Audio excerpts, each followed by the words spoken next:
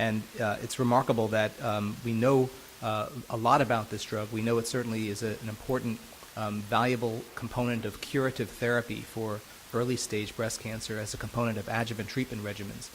We also know that this agent can cause toxicity, in particular neuropathy or nerve damage, and still some uncertainty remains regarding its optimal dose and schedule. So this morning, Dr. Thomas Budd, principal investigator for the Southwest Oncology Group 0221 trial, will now present the key issues and results from that trial addressing this topic. Dr. Budd. Thank you, Andy.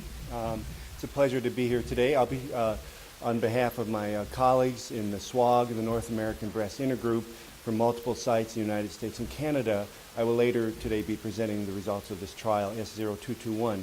This involved two randomizations, and I'll be talking about the second randomization, which compared to two different schedules of the drug paclitaxel, as you just heard. So the rationale for this trial you see here. Anthracyclines and taxanes are essential components along with cyclophosphamide in most modern aggressive chemotherapy regimens that are given to women after surgery for breast cancer to prevent or to delay recurrence. Anthracyclines, predominantly doxorubicin, but also in some cases epirubicin, and taxanes are either paclitaxel or docetaxel. We've looked at adding new agents to this backbone, and so far we haven't really found any new agents that improve the outcome when added to this backbone of anthracyclines and taxanes. Thus, it's important to give these drugs in the optimal way. When, for instance, paclitaxel was first given in this setting, it was given every 3 weeks. Subsequently, studies have shown that giving the treatment every 2 weeks is better than every 3 weeks, and giving the treatment weekly is better than every 3 weeks. But which of these two schedules is the best? And that's part of the question that we were trying to answer in this study. Now, this study, as I mentioned, had two randomizations. The first you see here, patients were originally randomized to receive doxorubicin and cyclophosphamide in one of two different schedules.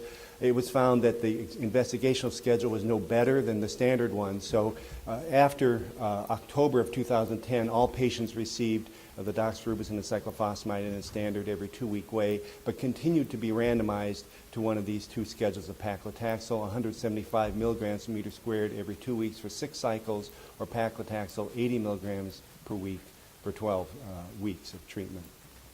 And here you see the analysis by paclitaxel schedule. Those curves with 3,294 patients lie right on top of each other, so that it appears from these data that either way of giving paclitaxel produces a similar outcome. So in terms of outcome, an investigator and a patient, a doctor and a patient could choose either one of these schedules. Other considerations that might be used in choosing how you'll give the treatment would be the side effects. And here you see the side effects. Overall, about a third of patients had significant, that is grade 3 or 4 toxicity. Dermatologic or skin toxicity was no different between the two arms.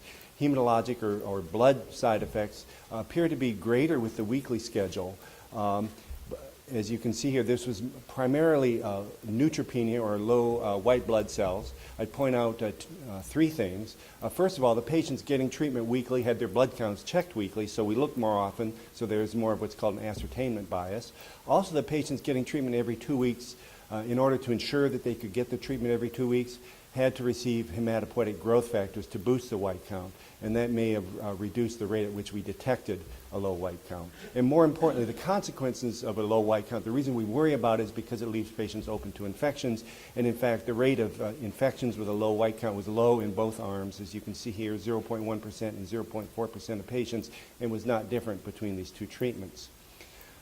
Other differences were seen that in which patients had more side effects on the every 2-week arm.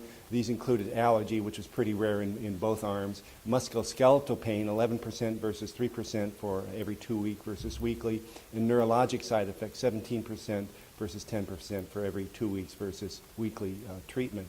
This neurologic side effect, as you heard from Dr. Seidman, consists primarily of numbness, tingling in the fingers and toes. It can be bothersome to patients and takes months to improve. So in summary, the relapse-free survival produced by 6 cycles of every 2-week paclitaxel and 12 weeks of paclitaxel given weekly are similar. Low blood counts are observed more commonly with the weekly paclitaxel. But these patients had their counts checked more frequently. They did not receive hematopoietic growth factors, and the rate of infectious complications were no different between the two arms.